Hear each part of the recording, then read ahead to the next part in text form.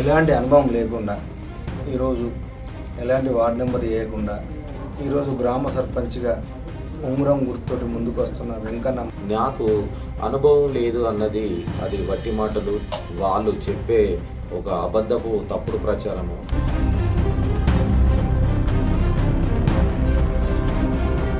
అయితే ముఖ్యంగా నేను రాజకీయాల్లోకి రావడానికి ముఖ్య కారణం ఏంటంటే గతం వట్టిమల్లులో పరిపాలించిన అధికారుల వైఫల్యాలు, వాళ్ళ పాలకుల అలసత్వము, పాలకుల వైఫల్యాలు ఇవన్నింటినీ దృష్టిలో పెట్టుకొని ముందుగా రాజకీయాల్లోకి రావడం జరిగింది. అదొక్కటే ముందర పెట్టుకొని మేము చైర్మన్గా చేసి నిలబెట్టిన వ్యక్తే మొత్తానికి అభివృద్ధి చేయలేడని చెప్పని ఒక భావన వినిపిస్తుంది. దీనిపైన మీ ఆలోచన విధానం ఏంటి? అది 100% తప్పుడు ప్రచారము. దాన్ని నేను ఖచ్చితంగా ఖండిస్తున్నాను.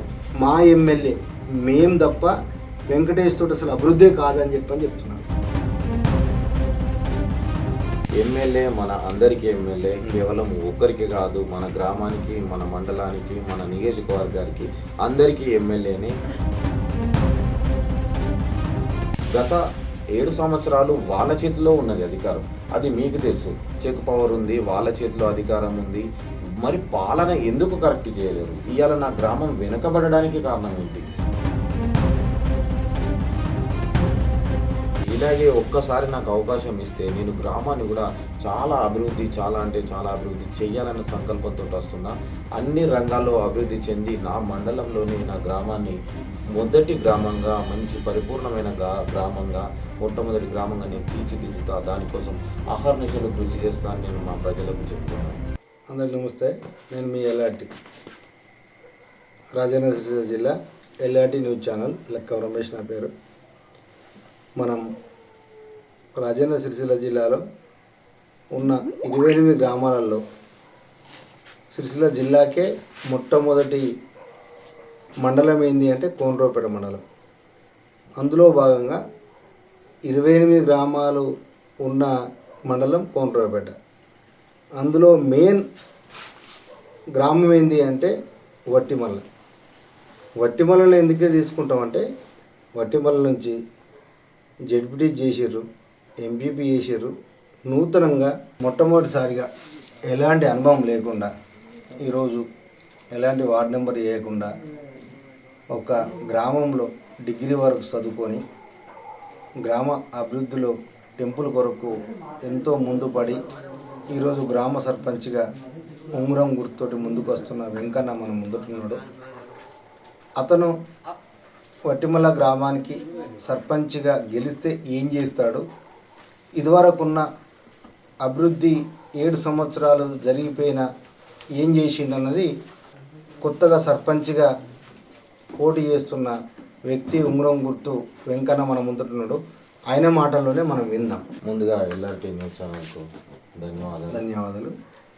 అయితే ముఖ్యంగా నేను రాజకీయాల్లోకి రావడానికి ముఖ్య కారణం ఏంటంటే గతం వట్టిమల్లులో పరిపాలించిన అధికారుల వైఫల్యాలు, వాళ్ళ పాలకుల అలసత్వము, పాలకుల వైఫల్యాలు ఇవన్నింటినీ దృష్టిలో పెట్టుకొని ముందుగా రాజకీయాల్లోకి రావడం జరిగింది. వాళ్ళ వైఫల్యాలు ఎండగట్టి ప్రజలకు ఒక మంచి సంక్షేమ పథకాలు, ప్రజలందరినీ సమానంగా చూడాలి, అమ్మలకు అక్కలకు అందరినీ సమానంగా చూసి ప్రతి అమ్మ ఆడబిడ్డలకు ఎవరికైనా అందుబాటులో ఉండాలి, నిరంతరము సేవలు అందించే ఒక సంక్షేమం సంకల్పంతో నేను ఈరోజు రాజకీయాలలో ముందుకు రావడం జరిగింది. నా గ్రామము చాలా అభివృద్ధిలో వెనుకంజలో ఉంది. దానికి కారణము ఒకటే వ్యవస్థలో పాలకులు, వాళ్ళ వైఫల్యాలు, వీటన్నింటినీ దృష్టిలో పెట్టుకొని ఇవాళ యువ నాయకుడిగా నేను మీ ముందుకు రావడం జరిగింది. ఓకే, మీరు ఇదివరకు ఎలాంటి పదవి లేకున్నా ఒక టెంపుల్ చైర్మన్గా గ్రామంలో ఒక పూజారి లేకున్నా మీరు సొంతంగా 1,00,000 నుంచి 1,40,000 రూపాయలు ఖర్చు పెట్టి ఈ గ్రామంలో టెంపుల్ అభివృద్ధి కావాలని చెప్పని ఒక చైర్మన్గా మీరు చేసిన పదవిలో ఎంతవరకు గ్రామస్తులు మీకు సపోర్ట్గా నిలబడ్డారు. దయచేసి మీరు ఒకటి ప్రజలు మీరు అందరూ గుర్తుంచుకోవాల్సిన విషయం ఏంటంటే, నాకు అనుభవం లేదు అన్నది అది వట్టి మాటలు, వాళ్ళు చెప్పే ఒక అబద్ధపు తప్పుడు ప్రచారము. నేననేది నాకు ప్రజలు ఒకసారి ఒక టెంపుల్ చైర్మన్గా అవకాశం ఇచ్చారు. మీకు తెలుసు, ప్రజలందరికీ తెలుసు నేను ఎంతవరకు అభివృద్ధి చేసిందో. ఇప్పటి వరకు లైటింగ్ వ్యవస్థను కావచ్చు, కరెంట్ వ్యవస్థను కావచ్చు, అన్నీ ఏర్పరచుకొని చాలా అద్భుతంగా అంగరంగ వైభవంగా నా దేవాలయాన్ని తీర్చిదిద్దినాను. అది ప్రజలందరికీ తెలుసు. అప్పటి నుండి కనీసం నేను ఎప్పుడైతే టెంపుల్ చైర్మన్ నుండి పక్కకు తప్పుకున్నానో అప్పటి నుండి కనీసం ఒక లైట్ పోతే కూడా ఆ లైట్లను మార్చే దుస్థితిలో కూడా ఆ పాలకులు లేరు. అటువంటి అలసత్వం ఉన్న వ్యక్తులను చూసే ఇలా నేను ప్రజలకు మంచి చేయాలని ఒక సంకల్పంతో మీ ముందుకు వచ్చిన. ఇది ప్రజలందరూ గమనించాలి. ఓకే, మీరు ఇంకొకటి మీరు చేసినప్పుడు అప్పుడు మీకు టెంపుల్ చైర్మన్కి ఇచ్చినప్పుడు ఇప్పుడు గ్రామ అభివృద్ధిలో ముందుకెళ్ళి ఈరోజు వరకు ఇప్పటి వరకు టెంపుల్కు సంబంధించిన సొంతంగా డబ్బులు పెట్టుకొని మీరే వాస్తవానికి లైట్లు పెట్టారు. అప్పుడు అక్కడికి లైటింగ్ లేదు. టెంపుల్కు సంబంధించిన శివాలయ వ్యక్తులు మన మాలేసుకున్న వాళ్ళు కూడా అక్కడ వసతులు లేవు, బోరు కరెంటు లేదు. అన్నిటికీ మీరే ముందుబడి చైర్మన్ గారితో కావచ్చు, డైరెక్టర్ తోటి కావచ్చు మాట్లాడించి ఈరోజు అక్కడ పెట్టారు. ఇప్పుడు అదొక్కటే ముందర పెట్టుకొని మేము చైర్మన్గా చేసి నిలబెట్టిన వ్యక్తే మొత్తానికి అభివృద్ధి చేయలేడని చెప్పని ఒక భావన వినిపిస్తుంది. దీనిపైన మీ ఆలోచన విధానం ఏంటి? అది 100% తప్పుడు ప్రచారము. దాన్ని నేను ఖచ్చితంగా ఖండిస్తున్నాను. ఎందుకంటే మన దేవాలయం నిర్మించి చాలా రోజులవుతుంది, దగ్గర 10 నుండి 15 సంవత్సరాలు అవుతుంది.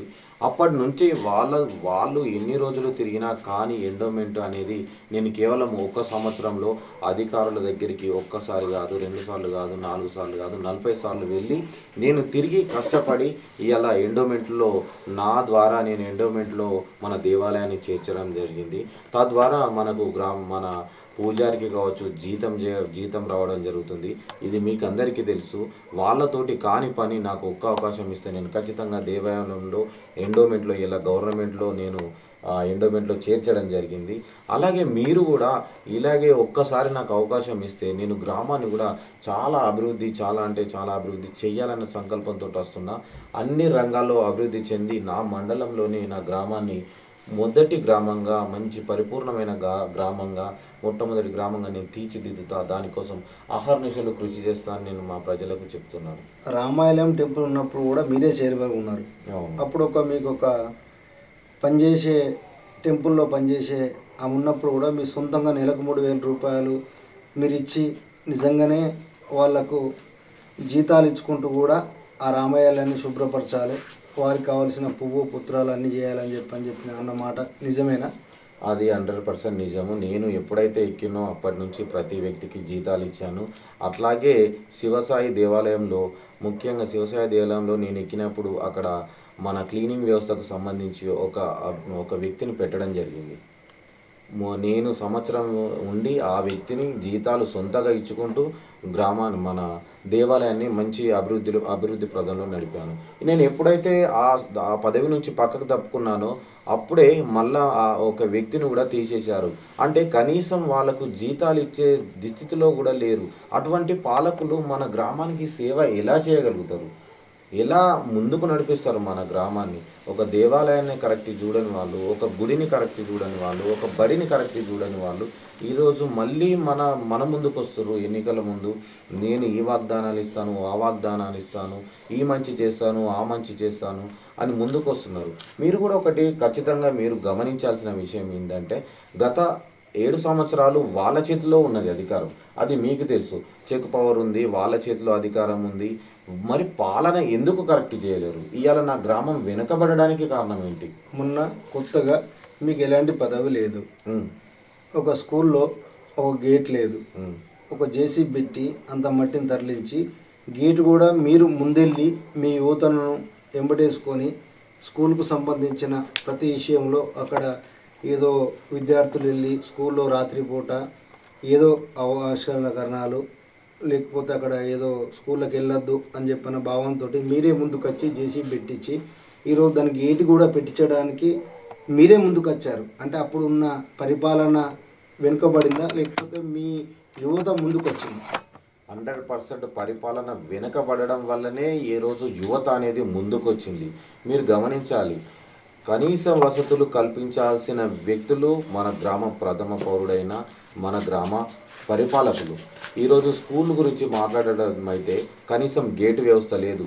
అందులో నైటు అన్ని కొన్ని ఆ, వ్యక్తులు అందులోకి వెళ్ళడము అట్లా అటువంటి ప్రమాదాలు అందులో జరుగుతున్నాయి. కావున నేనేంటంటే నాకు కొన్ని ఇబ్బందులు మా సార్లైనా సరే, అందులో నేను చదువుకున్న వ్యక్తిని కాబట్టి మా సార్లు మాకు విన్నవించడము, ఆ బాధతోటి మేము యువకులమంతా కలిసి తలో రూపాయి వేసుకొని మేము సొంత డబ్బులతోటి కొంచెం నిర్మాణ పనులు అనేది జరిపినాము. మేము తరతరాల నుంచి వాళ్ళను కోరినాము, గేటు కనీసమైన గేట్ అయినా పెట్టండి అని. వాళ్ళు ఎటువంటి చలనం లేకుండా ఉన్నారు. ఆ గేటు పరిస్థితి ఇప్పటికి అలానే ఉంది. కనీసం గేటు వసతి కూడా లేదు. మీరు గమనించాలి ఇది. మనం గత స్కూలు మనకు స్టార్ట్ అయినప్పటి నుంచి ఐఐటిలో మనకు వట్టిమల్లకు ప్రతి సంవత్సరం సీట్ వచ్చేది. ఇక్కడ నుంచి ఎంతోమంది విద్యార్థులు చదువుకొని ఇవాళ ఐఐటిలో ₹1,00,000 నుంచి 2,00,000 వరకు జీతాలు పొందుతున్నారు. గత 7 సంవత్సరాల నుంచి అసలు ఐఐటి అనేది మన గ్రామం నుంచి మర్చిపోయింది. రేపు మీరు సర్పంచ్ అయిన తర్వాత మళ్ళీ అలాంటి పురోగతిని తీసుకొచ్చే అవకాశం ఏమన్నా ఉందా? అయితే దీనికి ఒకటి ముఖ్యమైన కారణం ఏంటి అంటే, ప్రతి వ్యవస్థ కుంటుపడిపోయింది గ్రామంలో. దానికి నిదర్శనము ఈరోజు 888లో సీట్లు రాకపోవడం కూడా. మీరు ఇది గమనించాలి ప్రజలు. గ్రామంలో పరిస్థితి ఎలా ఉంది అని అంటే, కేవలము కుర్చీ కోసము పాలకులు తనలాడుతున్నారు కానీ గ్రామంలో మంచి ఎలా జరగాలి, ఒకవేళ ఇబ్బందులు ఉంటే ఆ ఇబ్బందులను ఎలా తొలగించాలనే ప్రయత్నాలు మాత్రం వాళ్ళు చేయట్లేదు. ఈరోజు స్కూల్లో చాలా సమస్యలు ఉన్నాయి. కనీసం స్కూల్లో టీచర్ల కొరత ఉంది. అటువంటి కొరత వలన విద్యార్థులకు సరైన విద్య అందకపోవడం వల్ల ఈరోజు వాళ్ళు 888 సీట్లు సాధించకపోవడము అటువంటివి జరుగుతున్నాయి. మనము అధికారులతో కొట్లాడి ఆ విద్యార్థులకు సరైన సదుపాయాలు కల్పిస్తే వాళ్ళు కూడా కష్టపడి ఈరోజు 888 సీట్లు సాధించవచ్చు, ఇంకేమైనా మరింత ఉన్నత విద్యా అవకాశాలు పొందొచ్చు. కానీ మనకు ఉన్న గ్రామీణ వ్యవస్థలో ఉన్నటువంటి విద్యను కనీసం సదుపాయాలు కల్పించకపోవడం అనేది ఈ పాలకుల నిజమైన ఈ పాలకులది అలసత్వమే. అది మీరు కూడా గమనించాలి ప్రజలు. ఇప్పుడు గత ఈ 7 సంవత్సరాలు పరిపాలించారు. 23 సంవత్సరాల నుంచి కాంగ్రెస్ వచ్చింది. కాంగ్రెస్ అనేది వచ్చినప్పటి నుంచి వట్టిమల్లలో ఇందిరా మిన్లు ఎంతవరకు నిరుపేదలకు వచ్చినాయి? కాంగ్రెస్ వాళ్ళకి వచ్చినాయా, లేకపోతే నిజంగానే నిరుపేదలకు వచ్చినాయా? దీనిపైన మీ విధానం ఏంటి? అసలు మీరు ఏం చెప్పగలుగుతున్నారు జనానికి? ఒకటే, మా గ్రామంలో అందరూ ప్రజలు సమానము. నేననేది అందరినీ సమానంగా చూస్తాను. ఈరోజు అన్ని పార్టీలకు అతీతంగా మనకు ఎవరైతే నిరుపేదలకు కుటుంబాలకు ఇండ్లు అందాలో వాళ్ళకు అందాలి. కానీ ఈరోజు మా గ్రామంలో అలాంటి పరిస్థితి జరగలేదు. దానికి కారణము మన కాంగ్రెస్ నాయకులు వాళ్ళకు సంబంధించిన వాళ్ళకే ఇల్లు ఇవ్వడం జరిగింది. అది కూడా మీ అందరికీ తెలుసు. మీరు నిజంగానే ఒక యువత, మీ ఎంబట ఎలాంటి సపోర్ట్ లేదు, మీకు గ్రామంలో ఎలాంటి ఒక గుంట భూమి కూడా లేదు. 1,00,000 పెద్ద మనిషితోటి మీరు ఒక పెద్ద మనిషితోటే పెట్టుకున్నట్టు కనిపిస్తుంది. ఇక్కడ చూసే జనం ఎలా ఉంది అంటే, ఒక యువకుడు అవసరమా రాజకీయంకు, ఆయనలో గొప్పోడు అంటారు. అసలు ఆయన మీద మీరు పోటీ చేయడానికి కారణం ఏంటి? మీరే చెప్పండి. అయితే భారత రాజ్యాంగ నిర్మాత డాక్టర్ సాహెబ్ గారు మనకు ప్రసాదించిన వరం అంటే ప్రతి పౌరుడు మనకు రాజకీయాల్లోకి రావచ్చు. మేము అలాగే ఈరోజు డబ్బు అనేది శాశ్వతం కాదు, మన రాజకీయాల్లోకి రావడానికి భూమి అనేది శాశ్వతం కాదు. ఒక సంకల్పం అనేది ఉండాలి, ప్రజలకు సేవ చేయాలనే సంకల్పం ఉండాలి. అది మీరు చాలా గమనించాలి. ఈరోజు ప్రజలందరికీ కూడా ఇది గమనించాలి. ప్రజలకు ఒక సంక్షేమం చేయాలి, అభివృద్ధి చేయాలి అన్న సంకల్పం ఉంటే ప్రతి ఒక్క పౌరుడు రాజకీయాలలోకి రావచ్చు. ఈరోజు ఆయన మీద నేను పోటీ చేయడానికి కారణం ఏంటి అని అంటే, నాకు వ్యక్తిగత విమర్శలు ఏమీ లేవు. మేము గత 5 సంవత్సరాల క్రితము ఎన్నికలలో మేమే తనకు సపోర్ట్ చేసినాము. గ్రామ పంచాయతీ వార్డ్ మెంబర్గా గెలిపించినాము, ఉప సర్పంచ్గా గెలిపించినాము. కానీ ఎటువంటి పాలన పరంగా మాత్రం ఎటువంటి అభివృద్ధి జరపలేడు. ప్రజలకు అందుబాటులో లేకపోవడము, ఇటువంటి అన్నీ చూసి చెలించి నేను ఈరోజు రాజకీయాలకు దిగడం జరిగింది. తన మీద నేను కూడా పోటీ చేయడం జరిగింది. ఇంకొకటి మీరు ముఖ్యంగా గమనించాలి, ప్రజలందరూ గమనించాలి. ఏంటి అంటే ఏదో సింపతి రాజకీయాలు కాదు. 1886 నుంచి రాజకీయాలలో ఉంటూ నేను మీ ప్రజల ముందుకు వస్తున్నా అంటే 1886 నుంచి మీరు రాజకీయాలలో ఉండున్నారు. మరి ప్రజల కోసం, కేవలం కుర్చీ కోసం కాదు పాకులాట, ప్రజల సంక్షేమం కోసము, ప్రజల అభివృద్ధి కోసము, ఆపదలో ఉన్న వ్యక్తులకు అండగా ఉండడము, ఇటువంటి విషయాలపైన దృష్టి పెడితే బాగుండేది. కేవలం కుర్చీ పైన ఆకాంక్ష కోసం ఎవరు వచ్చినా ఈరోజు మా గ్రామాన్ని పనంగా పెట్టే పరిస్థితి అస్సలు లేదు. మేము అందుకే ఇవన్నీ దృష్టిలో పెట్టుకొనే ఈరోజు రాజకీయాలలోకి రావడం జరిగింది. కానీ దానికి భూమికి ఆస్తులకు ఎటువంటి సంబంధం లేదు. ఈరోజు ప్రజాబలం ఉంటే ఏ శక్తి ఆపలేదు. అది మన డాక్టర్ అంబేద్కర్ గారు మనకి ఇచ్చిన వరం. అది ఈరోజు ధనము కాదు, ప్రజాబలం కావాలి. అది యువకులైనా, యువతులైనా, ప్రజలైనా, పెద్దలైనా, వృద్ధులైనా, మహిళలైనా, ఇది ప్రతి ఒక్కరు వారి బలం నాకు ఉంటే చాలు. నాకు వాళ్ళ మద్దతు నేను కోరుకొని, వాళ్ళ ఆశీర్వాదం తీసుకొని ఈరోజు ముందుకొచ్చిన తప్ప ఈరోజు భూముల విషయమో, గుంటల విషయమో, ఇటువంటి అబద్ధపు తప్పుడు ప్రచారాలు, వ్యక్తిగత విమర్శలు ఎప్పుడు చేయకండి. రాజకీయాలు అనేటి శాశ్వతం కాదు. మన ప్రజలు, మన గ్రామ వ్యవస్థ అందరం మనం ఒకటే. గ్రామం కోసం అభివృద్ధి చేద్దాం, పాటుపడదాం. దయచేసి ఇది మీరు అందరూ గమనించండి. లాస్ట్ చివరిగా మీరు ఎలా వెళ్ళాలనుకుంటున్నారు జనం దగ్గరికి? ఇప్పుడు తను మీ అభ్యర్థి డబ్బులు పెడతాడు కావచ్చు, మందు ఏదో బలోపేతం చేస్తాడు కావచ్చు, మీరు నమ్ముకున్న సిద్ధాంతం ఏంది? అసలు జనంకు మీరు లాస్ట్ చివరిగా మా ఎల్ఆర్టీ ఛానల్ ద్వారా ఏం చెప్పగలుగుతున్నారో అది లాస్ట్ ఫైనల్గా మీ మనస్ఫూర్తిగా చెప్పండి. నేను ఒకటి నమ్మిన సిద్ధాంతం ఏంటి అంటే, ప్రజల గౌరవాన్ని నేను నమ్మిన. వాళ్ళు ఎటువంటి తీర్పునిచ్చినా సదా నేను స్వీకరిస్తాను. కానీ దానికి ముందు నేను ప్రజలకు ఒకటే తెలియజేస్తున్నాను, ప్రజల కోసము మీలో ఒకటిగా, మీ కుటుంబ సభ్యుడిగా ఈరోజు నేను ముందుకొచ్చిన. ఇది గమనించాలి మీరు. ప్రతి అన్యాయంలో, ప్రతి ఆక్రమణలో నేను చూస్తూ ఊరుకునే వ్యక్తిని కాదు. నా గ్రామానికి ఎక్కడ అన్యాయం జరిగినా నేను చూస్తూ ఊరుకునే పరిస్థితిలో ఉండదు. సో ఇటువంటి విషయాలను దృష్టిలో పెట్టుకొని నేను నా ప్రజలకు ఎన్ని సంక్షేమ పథకాలు, అభివృద్ధి పథకాలు అందాలనే సంకల్పంతో ఈరోజు నా ప్రజలు చాలా విషయాలలో చాలా అన్యాయం. మీరు ఒకటి గుర్తుంచుకోవాలి, మన మార్కెట్లో ప్రొద్దు నుంచి 4 గంటల నుంచి 8 గంటల వరకు మన వేరే విలేజ్ నుంచి గ్రామస్తులు, గ్రామ ప్రజలు మనం నమ్ముకొని కూరగాయలు అమ్మడము, అటువంటి విషయాలలో వాళ్ళు అక్కడికి వచ్చి మార్కెట్లో ఉండడం జరుగుతుంది. కానీ వారికి కనీస వసతులు ఏర్పాటు చేయలేరు. వాళ్ళు ఎందుకు అసలు ఇటువంటి ఇంత చిన్నటి విషయాలను కూడా పట్టించుకోలేరు. వాళ్ళు ఏంటి, అరే వట్టి మళ్ళీ ఏంటి రాబాయి, కనీస వసతులు లేవు, కనీస వాష్రూమ్ లేవు, టాయిలెట్ లేవు అని వాళ్ళు తిట్టుకుంటా ఉంటే, అయ్యో నా గ్రామం ఏంటి ఇలా అయిందని నేను చెలించిపోయినాను. అందుకే ఈరోజు రాజకీయాలలోకి రావడం జరిగింది. మీరు అనేది అంటున్నారు, ఓకే మీరు వస్తే రాజకీయాలకు ఏం చేస్తారు అని అంటే, రాజకీయాల కోసం నేను ఫస్ట్ ఇందులోకి రాలేదు. నా గ్రామస్తుల కోసం, నా ప్రజల కోసం నేను ఇందులోకి వచ్చిన. ముఖ్యంగా మీరు గమనించాలి, ఒకవేళ నేను కనుక వస్తే మా మహిళల కోసం మీరు చూసే ఉంటారు, సిరిసిల్ల నుంచి మన కోనరావుపేట, మన వట్టిమలకు సంబంధించిన బస్సు సౌకర్యం లేదు, రవాణా సౌకర్యం లేదు. కానీ మా మహిళా సంఘాలు, మా సోదరీమణులు ప్రతి నెల 1 నుంచి 10వ తారీఖు నాడు డబ్బులు వేయాలి. 1,00,000 రూపాయల డబ్బులు పట్టుకొని ఈరోజు కోనరావుపేటకి వెళ్ళాలి అంటే భయంగా, ఆందోళనగా ప్రతి ఒక్క వాళ్ళను వీళ్ళను బతిమలాడి అక్కడికి కోనరావుపేటకు బండి మీద వెళ్ళి ఈరోజు అక్కడ డబ్బులు వేసి తిరిగి రావడం జరుగుతుంది. ఇలాంటి పరిస్థితులను నేను దృష్టిలో పెట్టుకొని వాళ్ళకు గ్రామీణ బ్యాంక్ అనేది ఏర్పాటు చేయాలని నేను నిర్ణయించుకున్నా. అలాగే మన యువకుల కోసం ఒకటి ఓపెన్ జిమ్ నిర్మాణం చేయాలని నిర్ణయించుకున్నాము. మా బస్టాండ్లో కనీస వసతులు లేవు, అందులో వాష్రూమ్స్ ఏర్పాటు చేయాలి. ఎన్ని రోజులు వీళ్ళ అలసత్వం వల్ల అటువంటి కనీస వసతులు లేవు. వసతుల్లో మొట్టమొదటిగా వాష్రూమ్లు ఏర్పాటు చేయాలనుకున్నాము. ఇంకొకటి మా గ్రామంలో ఒకటి అత్యంత విలువైన విషయం ఏంటంటే భద్రత కరువైపోయింది. భద్రత విషయంలో నిఘా వ్యవస్థను మనం పటిష్టం చేసుకోవాలని అంటే మన ఎల్లమ్మ గుడి నుంచి శివాలయం వరకు సీసీ కెమెరాలు ఖచ్చితంగా ఉండాలి. ఎప్పుడైనా ఏదైనా యాక్సిడెంట్లు అయితే ఆ వ్యక్తిని మనము పట్టుకోవడంలో సీసీ కెమెరాలు మొదటి పాత్ర వేస్తాయి. అటువంటి సీసీ కెమెరాల ఏర్పాటైనా సరే మరి ఇంకొకటి మన స్కూల్లో కూడా సీసీ కెమెరాల ఏర్పాటు, ఆ గేటు నిర్మాణమైనా సరే. మీరు ఇంకొకటి గమనించాలి, మన అప్పుడు ఉన్న కరీంనగర్ జిల్లాలో పెద్ద గ్రామం అయినట్టు మన వట్టిమల్ల గ్రామం ఈరోజు 5 గ్రామాలుగా విడిపోయింది. కానీ ఈ విడిపోయిన క్రమంలో ఈ 5 గ్రామాలు ఉమ్మడి వట్టిమలకు సంబంధించి కనీసం రైతు వేదిక లేకపోవడం అనేది దురదృష్టకరం. ఇది మీరు కూడా గమనించాలి. దానికోసం కనీసం ఆలోచించిన వ్యక్తులు లేరు, పోరాడిన వ్యక్తులు లేరు. సో ఇటువంటి అన్ని విషయాలను ప్రజలు దృష్టిలో పెట్టుకొని నాకు ఒక్కసారి అవకాశం ఇవ్వండి, ఇస్తే నేను ఖచ్చితంగా మీ ముందుకు ఇవన్నీ చేద్దామని నిరూపించుకుందాము. అవకాశం ఇస్తే ఖచ్చితంగా నేను నిరూపించుకుంటాను.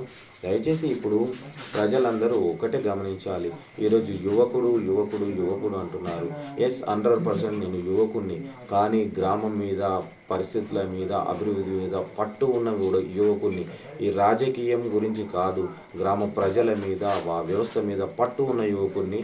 అటువంటి పట్టు ఉన్న యువకుడిని ఒక్కసారి అవకాశం ఇస్తే ఎక్కడ ప్రాబ్లమ్స్ ఉన్నాయి, ఎక్కడ అభివృద్ధి జరగాలి, మంచినీటి వ్యవస్థ కావచ్చు, తాగునీటి వ్యవస్థ కావచ్చు, లేకుంటే మన డ్రైనేజీ వ్యవస్థ కావచ్చు, మీరు గమనించాలి. అంతకుముందు మన వాగు నుండి ఇక్కడికి మన ట్యాంకీకి పైపులు కలిపారు కానీ అక్కడ వాటర్ వ్యవస్థ అనేది అక్కడ మోటార్ పెట్టలేరు, వాటర్ పెట్టలేరు. ఏమంటే మేము పెడతాంలే మెల్లగా. ఈరోజు మా ప్రజలందరూ మీరు చాలా గమనించాలి, ఇవి ప్రజలు ఎంతో కష్టపడుతున్నారు, వాటర్ ఇబ్బంది పడుతున్నాయి. కానీ అక్కడ ఏంటి అంటే పైపులు తవ్విరు, కూడిపిర్రు, కానీ మా అక్కడ ఉన్న బావిలో మాత్రం మోటారు పెట్టలేరు, కలెక్షన్ కలపలేరు. సో ఇటువంటి అలసత్వాలు చేయడం వల్ల ఇంకొకటి ఏంటంటే ముఖ్యంగా బైపాస్ రోడ్ అనేది గవర్నమెంట్ శాంక్షన్ అయినాక ఈరోజు వీళ్ళ అలసత్వం, ఇదే అధికారుల అలసత్వం వల్ల అది కూడా పోయింది. ఆ డబ్బులు కూడా కొలాప్స్ అయినాయి. ఈరోజు ఆ సీసీ రోడ్డు నిర్మాణం కూడా జరగలేదు. ఇలాంటి అధికారులు మళ్ళీ రాజకీయాల్లోకి మేము మంచి చేస్తామని వస్తున్నాము, మేము మంచి చేస్తామని అంటే మీ అలసత్వం వల్లే ఇక్కడ వాటర్ సమస్య ఏర్పడింది. అక్కడ ఉన్న మన సీసీ రోడ్డు వచ్చిన డబ్బులు కూడా పోయినాయి. మళ్ళీ గ్రామ వ్యవస్థ కుంటుపడ్డది. కనీసం సీసీ రోడ్లు లేవు, కనీసము సీసీ కెమెరాలు లేవు, రైతు వేదిక లేదు. ఈరోజు రైతు మన కేంద్రంకి, అక్కడికి మన మార్కెట్ కేంద్రానికి వెళ్తే కనీసం రోడ్డు వ్యవస్థ లేదు. అక్కడ సీసీ రోడ్డు కూడా కావాలి, కనీసం ఒక లారీ పోవడానికి చాలా ఇబ్బంది అవుతున్నాయి. ఇటువంటి సమస్యల మీద పోరాటం చేయాలి. అప్పుడున్న పాలకులు కనీసం ఇటువంటి సమస్యల మీద దృష్టి పెట్టలేరు. వాళ్ళ దృష్టి కేవలం మాత్రం కుర్చీ మీదనే. ఇలా కుర్చీ మీద కూర్చోవాలనే సంకల్పం ఒకటే కానీ ప్రజలకు మంచి చేయాలనే సంకల్పం లేదు. అందుకే నేను మీ ముందుకు వస్తున్నా, ఇలా యువకున్నవి మీ ముందుకు వస్తున్నా. ఖచ్చితంగా అభివృద్ధి కోసం ఈ సమస్యల మీద ఖచ్చితంగా పోరాడతాం. 23 నెలల్లో వట్టిమల్లకు కాంగ్రెస్ ప్రభుత్వంలో ఎన్ని సీసీ రోడ్లు పోసిర్రు, ఎంతవరకు అభివృద్ధి జరిగింది? మీరు రేపు పొద్దుగల సర్పంచ్ అయినప్పుడు సెంట్రల్ లైటింగ్ పెట్టించి ఎల్లమ్మ నుంచి మళ్ళీ శివాలయం వరకు సెంట్రల్ లైటింగ్ పెట్టించి బైపాస్ తీయించి ప్రతి ఇంటింటికి సీసీ రోడ్డు పోసేంత వ్యవస్థ నుంచి మీరు ముందుకు వస్తున్నారని చెప్పని ఒక నమ్మకం ఉంది. కానీ వాళ్ళు ఏం చెప్తున్నారంటే మా ఎమ్మెల్యే మేం తప్ప వెంకటేష్ తోటి అసలు అభివృద్ధే కాదని చెప్తున్నారు. దీనిపైన మీ ఆలోచన ఏంది? అది తప్పకుండా అబద్ధపు ప్రచారము. ఎమ్మెల్యే మన అందరికీ ఎమ్మెల్యే, కేవలం ఒక్కరికి కాదు, మన గ్రామానికి, మన మండలానికి, మన నియోజకవర్గానికి అందరికీ ఎమ్మెల్యేనే. మనము ఏ సాయమైనా మన గ్రామానికి సంబంధించి ఎటువంటి సమస్యలైనా అభివృద్ధి పరంగా నేను పోయి ఎమ్మెల్యే గారిని అడుగుతాను. దానికి సంబంధించిన అభివృద్ధి కోసం ఒక్కసారి కాకపోతే 2 సార్లు రిక్వెస్ట్ చేస్తాను. ఖచ్చితంగా అభివృద్ధి పనులు అనేవి కుంటు పడకుండా, నేను ఒకవేళ సర్పంచ్ని అయితే అభివృద్ధి పనులు కుంటు పడకుండా 100% ఎమ్మెల్యే గారికి పోయి రిక్వెస్ట్ చేసి ఖచ్చితంగా పనులలో ఏ అలసత్వం జరగకుండా ప్రజలందరినీ సంక్షేమం కొరకైతే పోరాడుతాను, అభివృద్ధి పనులు కూడా చేపిస్తాను. మనమైతే ఇప్పుడు వెంకన్నతో ఉన్నాం. గుండా వెంకటేష్ అనే వ్యక్తి ఉంగరం గుర్తు నుంచి పోటీ చేసిండు. ఇప్పటి వరకు ఆయన మాటల్లో విన్నాం, ఒక గ్రామంలో ఏమేం కుంటుబడి ఉన్నాయి, ఒకవేళ గెలిస్తే ఇప్పుడు నిమ్మబెల్లికి సంబంధించిన రోడ్డు కానీ, సీసీ రోడ్లు కానీ, మహిళా సంఘాల భవనాలు కానీ, ఐకేప్ సెంటర్ కానీ, ఒకవేళ గ్రామంలో ఉన్న జిమ్ము కానీ, స్కూల్కు సంబంధించిన విషయాలు కానీ, సబ్బండం మొత్తానికి సంబంధించిన విషయాన్ని ఆయనే నాకు ఎలాంటి సపోర్ట్ లేకుండా చదువుకున్న విద్యార్థిని నాకు సపోర్ట్ చేయండి, నన్ను గెలిపించండి, నేను ముందుకు వస్తున్నా, ఇదే ఆయన మాట. జనం ఆలోచన విధానం చేసి ఇదివరకున్న పాలకుల పైన ఇప్పుడు కొత్తగా వస్తున్న మాట విన్న తర్వాత జనం ఆలోచన చేసి ఉంగరం పైన వేయాలన్న ఆలోచన విధానం అనేది వెంకన్నది. మా ఎల్లాంటి ఛానల్ తరపున కూడా జనం దీనిపైన ఆలోచన చేసి ఒకవేళ నిజంగానే గ్రామ అభివృద్ధి జరిగి ఉండి నిజంగానే వెంకన్న అనే వ్యక్తికి ఎలాంటి సపోర్ట్ లేకున్నా ఒక ధైర్యంగా ముందుకు వస్తున్నాడు. ఇదివరకు పాలకులు 86 నుంచి చేసిరని చెప్పి తననే చెప్తున్నాడు. అన్నప్పుడు తన ధైర్యంతో వస్తున్నాడు. అప్పుడు యువత, మహిళలు, సబ్బండ రైతులు అన్నిటి సమస్యలపైన ఆయన మాట్లాడిండు. దీనిపైన ఆలోచన చేసి వెంకన్నను గెలిపించాలన్న సంకల్పమే మా ఎల్లాంటి ఛానల్ ఒక సంకల్పం. దీనిపైన ఆలోచన చేయండి, ఆలోచించండి. అందరికీ ధన్యవాదాలు. మరొకసారి అందరికీ ధన్యవాదాలు. నేను మీ గుండా వెంకటేష్ని. దయచేసి ఒక్కసారి అవకాశం ఇవ్వండి. మన గ్రామ మార్పుకు పునాదులై అందులో మీ వంతు పాత్ర పోషించండి. దయచేసి ఉంగరం గుర్తుకు ఓటేసి నన్ను మీ పెద్దల సహకారంతో, మహిళలు, యువకులు, యువతులు, సోదరి సోదరుల సహకారంతో ఉంగరం గుర్తుకు ఓటేసి మమ్మల్ని ఆశీర్వదించండి. ఎల్లవేళలా మీ సహాయ సహకారాలను గుర్తుపెట్టుకొని ప్రజల సంక్షేమం కోసము, అభివృద్ధి కోసము పాటుపడతానని మీకు మాటిస్తున్నాను. దయచేసి మరొకసారి ఆలోచించి ఉంగరం గుర్తు వైపు ఓటేసి నన్ను మీలో మీ కుటుంబ సభ్యుడిగా నన్ను ఆశీర్వదించండి. మిమ్మల్ని కూడా నేను ఎప్పటికీ గుండెల్లో పెట్టుకుంటాను. నేను మీలో ఒకటిగా మీ ముందుకు వస్తున్నా, మీలో కుటుంబ సభ్యులుగా మీ ముందుకు వస్తున్నా. ప్రజల అండదండలతో, ప్రజల సహకారంతో ఈరోజు నేను యువకులు, యువతులు, పెద్దలు, వృద్ధులు, సోదరులు, సోదరిమణులు మీ అందరి సహకారంతో, ఆశీర్వాదంతో మీ ముందుకు వచ్చి ఈరోజు సర్పంచ్గా నామినేషన్ వేయడం జరిగింది. మన గుర్తు వచ్చేసి ఉంగరం గుర్తు, బ్యాలెట్ నెంబరు మొట్టమొదటి స్థానంలో మన పేరు ఉంటుంది, పక్కన ఉంగరం గుర్తు ఉంటుంది. దయచేసి మన ప్రజలు, యువకులు, యువతులు, సోదరులు, సోదరులు అందరూ తప్పకుండా ఒక్కసారి మన యువకునికి ఒక్కసారి అవకాశం ఇచ్చి మన గ్రామ అభివృద్ధిలో మీ వంతు కృషి పాత్ర చేయగలరని మనవి చేస్తున్నాను. దయచేసి మరొకసారి ఆలోచించండి. నేను యువకుడిగా, మీలో ఒకడిగా, మీ కుటుంబ సభ్యుడిగా, మీ అన్న తమ్ముడిగా వస్తున్నాను. దయచేసి మీ ప్రజల ఆశీర్వాదం తప్పకుండా నా వైపే ఉండాలని ఆశిస్తూ ఉంగరం గుర్తుకు ఓటేయాలని మనవి చేసుకుంటున్నాను.